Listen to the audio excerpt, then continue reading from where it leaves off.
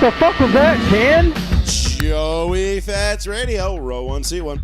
I've been loving every second. I'm not rooting for injuries openly, but I just pretended that was Brian Deegan.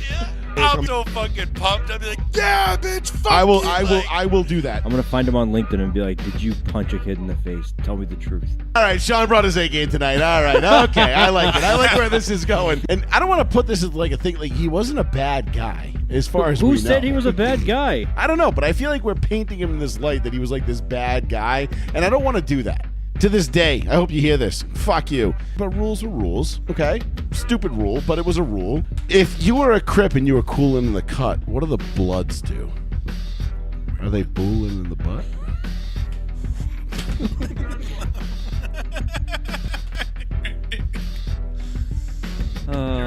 Yep. Also, we are extremely juvenile, and yeah, whatever. Fuck you. All right. You fucking smacked me in the ass, you dumb fuck.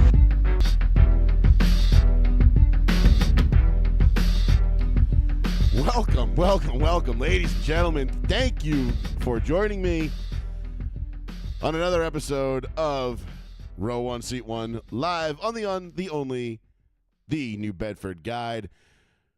Coming at you right here for Joey Fats Radio. It is good to be with you here on this beautiful Tuesday evening.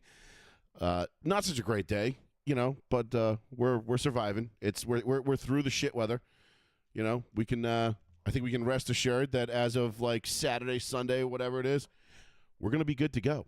Like weather-wise, it's going to be nothing but good, smooth sailing from here on out. And let's just pray to God that we don't end up with a fucking, a rainy Saturday every goddamn day, every week like we did last year. So anyhow, it's good to be with you. 774-992-8702 is the phone number. As you can see, I'm here by myself this evening.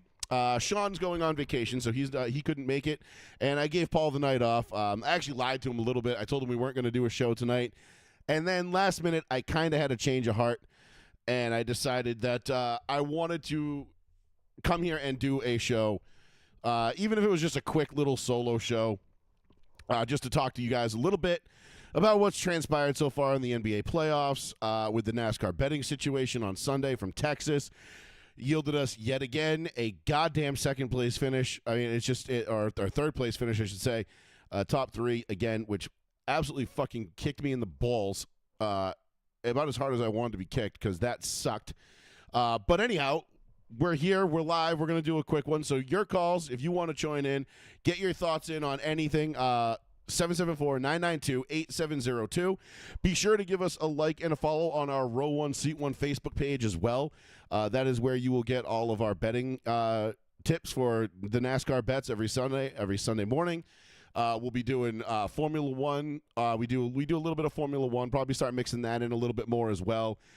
Even though it's not as exciting to bet on because it is kind of a foregone conclusion most weeks. But we got Monaco coming up. We got the Indy 500 coming up. That's definitely going to be a big one as well. I haven't quite nailed down my picks for that yet, but we will be. We'll definitely be posting those up going forward. So we hit that 2 years in a row now. We're trying to make it 3. Obviously, Joey Newgarden got it 2 years ago, which was a long shot bet, which was nice because that paid out pretty hefty. I think it was like a $400 or $500 payout for a $10 bet at that point, which was nice.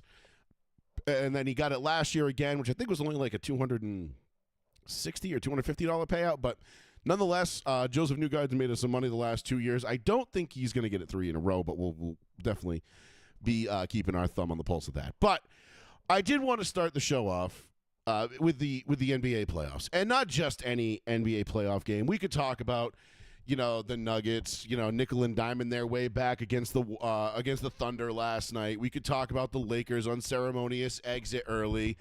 And, of course, you know, the rumors swirling around that have already started that Giannis wants to go to either L.A. or the Knicks.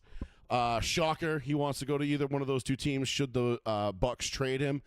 I tried telling you guys we were going to get Giannis at some point. I'm just saying, this is what the Lakers do. We just get superstar after superstar after superstar.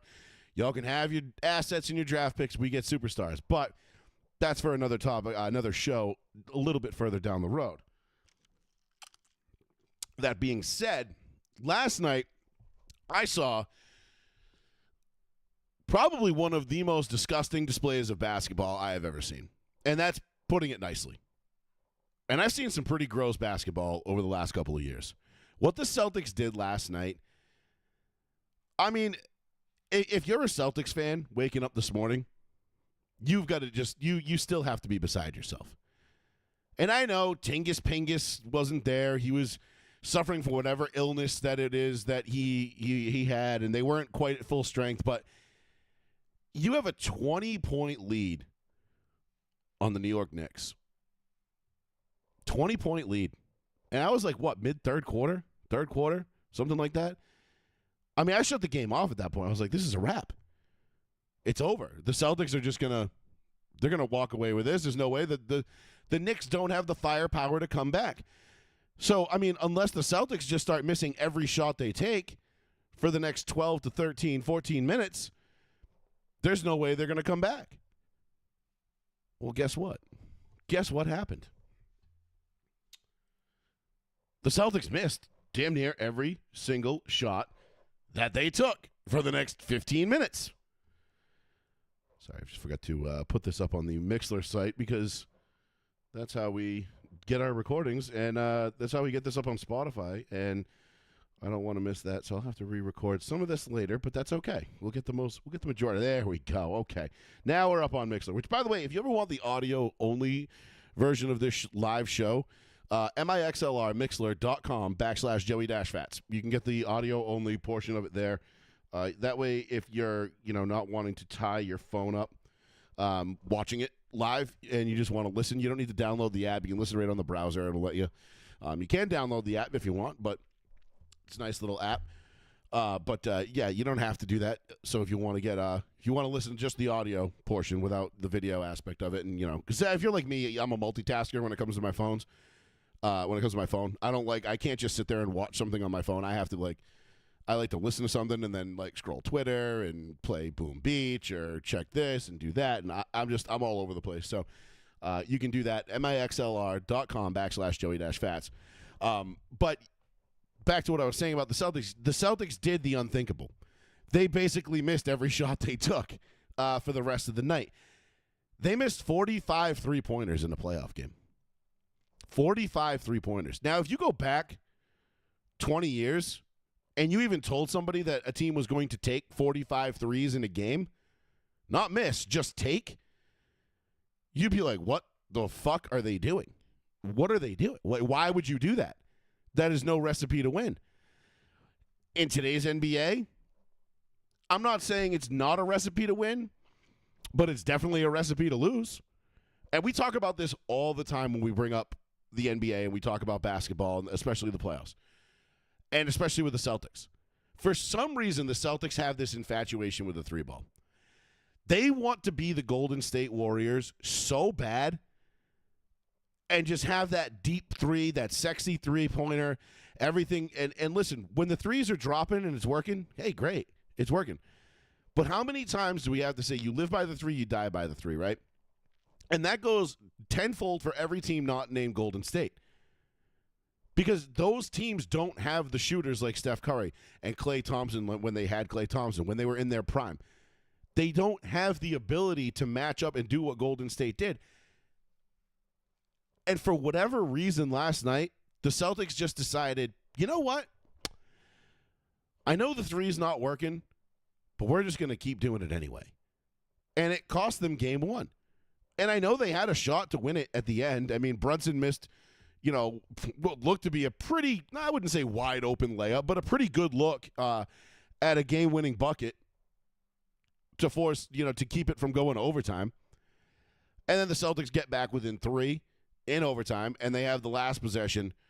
The Knicks end up stealing it. Mikal Bridges ends up stealing it, and game over. Celtics lose. And a pretty, dud of a way. They don't even get a shot off, which is kind of the worst way to lose in that situation, I think. It's one thing if somebody gets the ball, they get the look, they pull up, shoot. At least you got a chance to tie it. But to have it just stripped from you and not even get a chance to get a shot off is just, you want to talk about kicking the nuts. That's like just the most anticlimactic way to lose a game, and it sucks. I mean, it's great for the Knicks, great for Knicks fans. They're loving life right now. But my God, what were the Boston Celtics doing last night? Why in God's name were they hoisting so many threes when they clearly were not hitting them? Like, this is like the old Andy Reid when he used to coach the Philadelphia Eagles, and it's like, hey, Andy, what's your game plan? He's like, well, we're going to throw the ball. And then when throwing the ball doesn't work, we're going to throw it some more. And then when that doesn't work, we're going to continue throwing it in hopes that at some point we'll be able to throw the ball. And it's like, but you have Brian Westbrook. Why wouldn't you just run the ball with him? He's one of the best running backs in the league. It's like, and he would just look at you like, huh? Run the what? Do what? That was like what I felt like the Celtics were doing last. It was like a throwback to like an Andy Reid 2003, 2002 Philadelphia Eagles, just, McNabb tossing the ball 60 times, and you're like, well, this isn't going to work. And it didn't. And I don't know what they were thinking. I don't know what they were doing. And again, you guys know how I feel about Jason Tatum. I'm sorry, but I really just don't want to hear it anymore. I don't. I'm so done entertaining people's opinions on Jason Tatum, talking about him being an elite level player, a true all-star, the next great player in this league. No. You go 1 for 9 in the fourth quarter of a game that you had a 20-point lead in and you blow it. Like, that's on you. You're supposed to be the leader of this team. Now, I know, Brown was the one that won the finals MVP last year, and he was the one that, we always talk about is, the true straw that stirs the drink for the Celtics. But, bro, 1 for 9 in the fourth, and you blow a 20-point lead in game one to a team that really I don't think has any business beating you. Like, I mean, I know you can't have a gentleman's sweep unless you lose a game, but dropping game one at home in that fashion, that doesn't bode well for the Celtics, in my opinion. Now, I still think they're going to win this series. For all that being said, I still think they're going to win this series. I just don't think the Knicks are – I don't know. I just don't – there's something missing with that team that I can't quite put my finger on. That they don't have the depth. If Porzingis gets back and he's healthy, I think that changes everything. I don't think they blow that lead if Tingus Pingus is playing. But my God, man, you're missing, your third, fourth option on that team. Maybe I guess third option on that team. But where was all the depth that I've been hearing about all year? Where was all these bench guys that can come in and put up 40 at any given moment and drain threes like it's like they're like they'd be a starter on any other team? Where were all those guys last night? I mean, Joe Mazzulla, what are you doing? You got to coach you guys up. Like, stop with the three balls. When the Celtics move the ball and they get inside the paint, I feel like they're one of the more unstoppable teams in the NBA. Maybe the most unstoppable offense in the NBA, given the skill sets of the players that they have. And then they just decide to fall back on these three-point shots. And it's like, even Tatum, like, he had an opportunity to take the ball in and lay it in, and instead he's like, I forget what the score was, but it was getting towards the end of the game. They needed a bucket, and instead of just taking it in, it might have been in overtime. Instead of just taking it to the hole and going in and trying to draw a foul and get an and one, he takes this like step back three that wasn't even fucking close. And I'm like, what are you doing, dude? Like, you guys gotta stop, bro. You're not Steph Curry. I know you want to be so bad. And I know they own you, and I know the Warriors are they're your dad.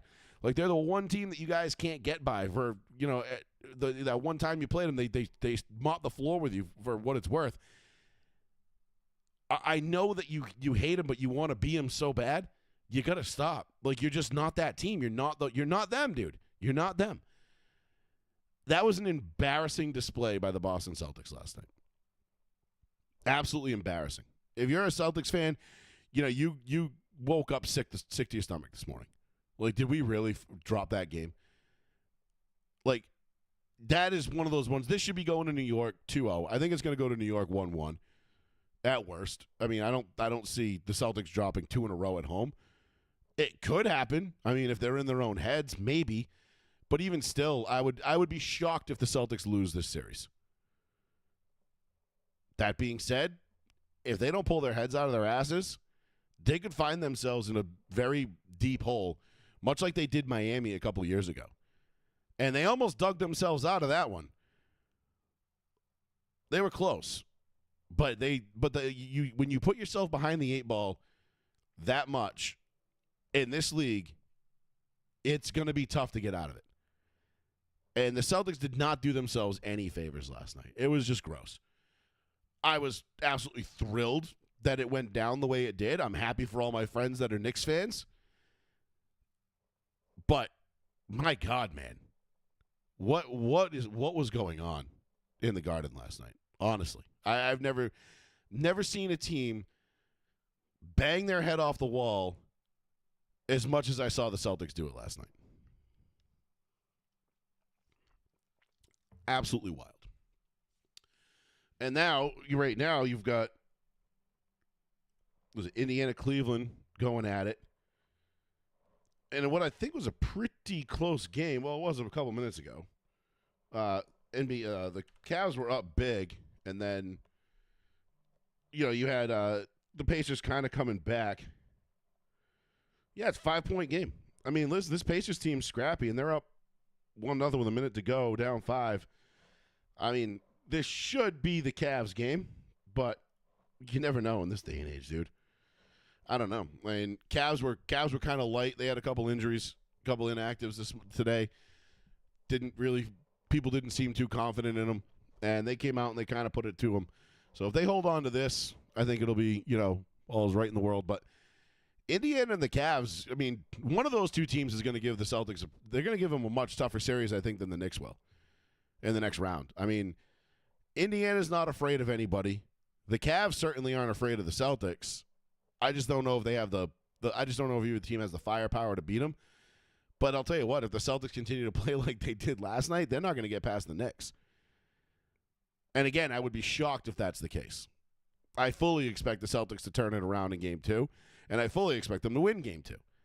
Because if they don't, and for God forbid, somehow the Knicks battle back and battle them and take a 2-0 lead going back to New York, the series is over. It's a wrap. It's a wrap. I don't think the Celtics have the mental fortitude to come out of a down 2-0 after losing the first 2 games at home. So I'm not saying Game 2 is a must-win for the Celtics, but it's basically a must-win. I mean, mathematically, it's not a must-win. We've seen crazier shit happen. We've seen them come back down 3-0 and force a Game 7. But that was against a much weaker Miami team. Don't see it happening against the Knicks. They go down 2-0. You'd be hard pressed to convince me that the Celtics are gonna win this series. So, anyway, that was my piece on the Celtics. I just had to get that off my chest. You guys, like I said, you know how I feel about Jason Tatum. I absolutely loathe him. I think he's the most overrated player in the NBA. I don't want him on my team. I don't want him anywhere near my team. I certainly don't want my team built around him. If I was the Celtics, I would have traded his ass 2-3 years ago before they gave him that extension. But hey, that's just me. They got a ring out of him, so it can't be all that bad. I mean, granted, that ring, I don't know how much I give him credit for that, but he was a part of the championship team, so you have to give him that. But other than that, I don't see it. I don't see it with Tatum. I really don't. Never liked him. Never have. Never will. Don't think he's got it. I think he's a front runner. When things are going good, he's great. As soon as they get a little adversity and they face a little bit of rough times, it's like he folds up. And I don't want those kind of guys on my team. I want dogs. I want dudes that are battle hardened and know how to win when they're faced with adversity. Get it done the hard way. 774-992-8702.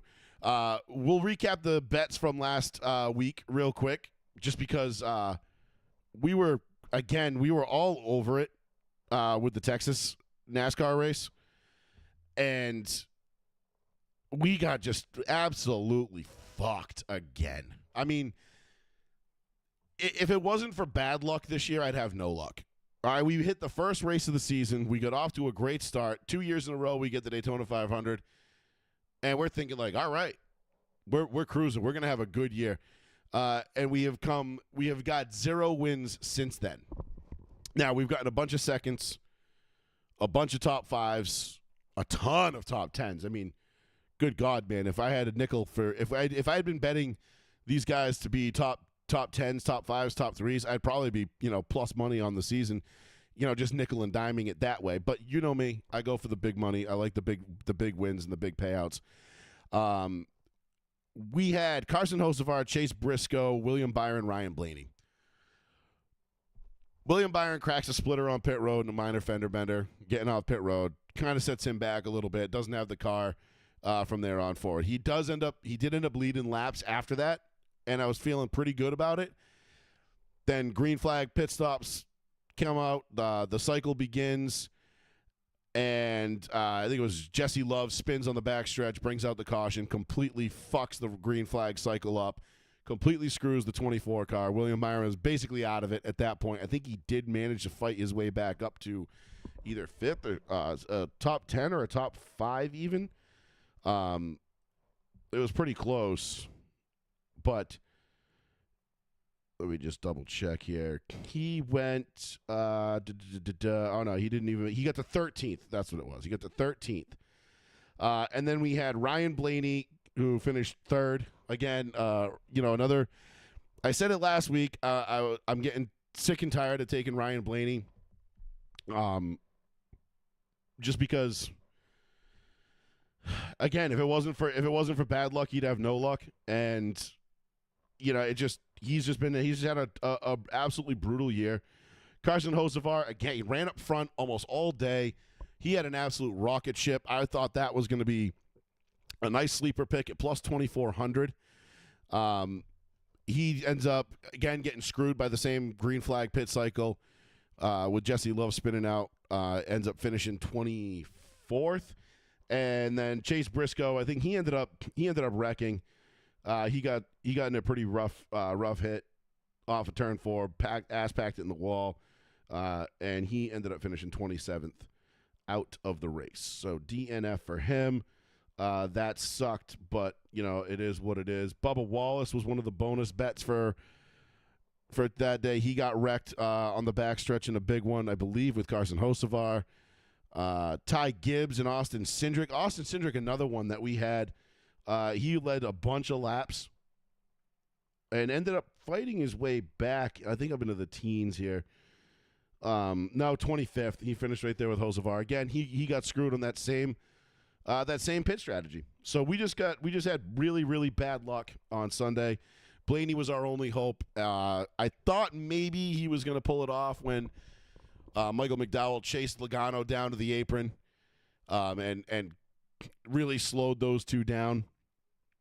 And I thought maybe he was going to be able to catch him, but Logano he got by a little bit too easily. McDowell didn't have the tires to hold up Logano and really close the gap. And then once that happened, Logano he was gone. He was shot out of a rocket ship. And again, it's one of those weeks where, I always take Joey Logano, probably once every 2 or 3 weeks, I don't take him. He's one of my kind of staple guys that I usually go with, and for some reason I liked Austin Cindric's numbers better this week at plus 3,000 starting 3rd, and I really didn't think he was going to win 2 in a row, but I really liked the numbers, and it was just tough to not take him, and again, whoops, we make the mistake there. So hopefully this week we're at Kansas. We lost this week. We had the 2nd place here at Kansas last year as well.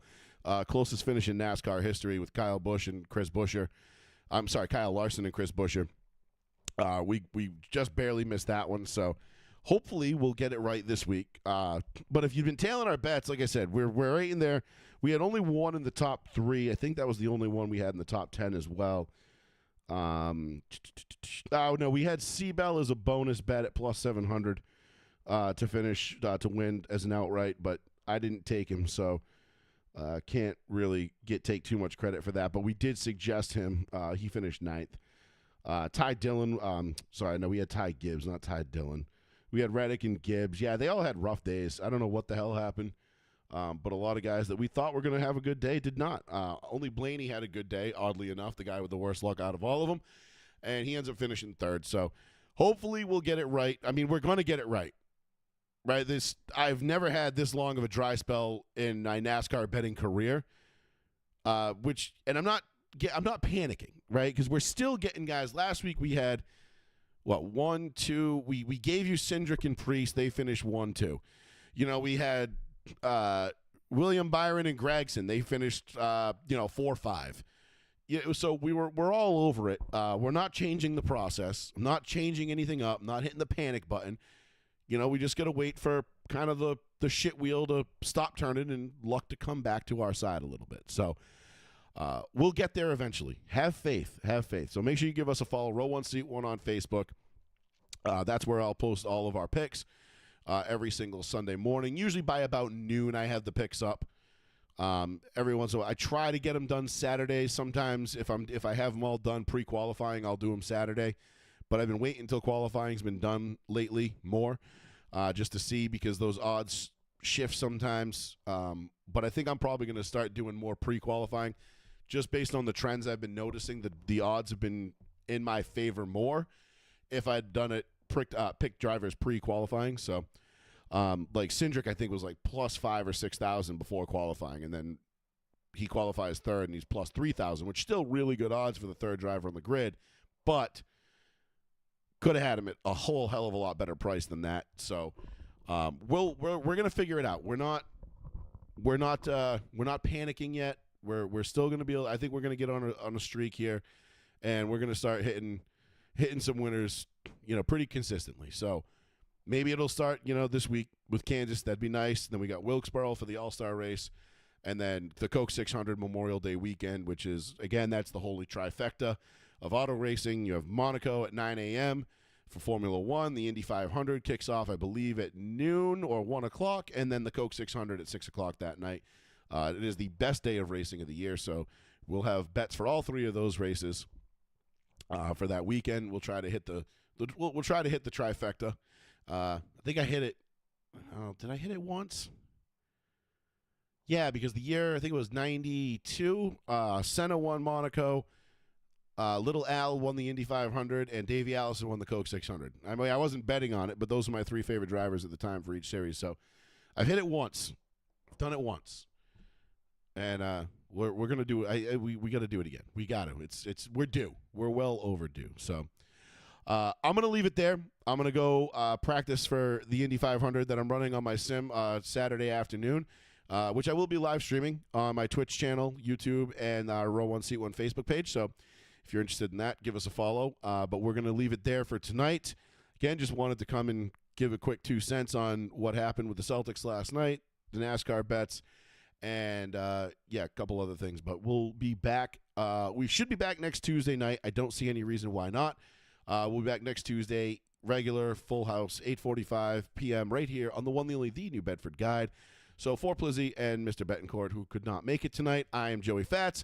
This has been another, albeit short, episode of Row 1 Seat 1. We will catch you next Tuesday night right here again, same time, a little earlier actually, because I got on late tonight. I didn't realize how late I was, but that's okay. We got here, we did something. So appreciate y'all for chiming in. We will get y'all. We'll see y'all next Tuesday. Peace.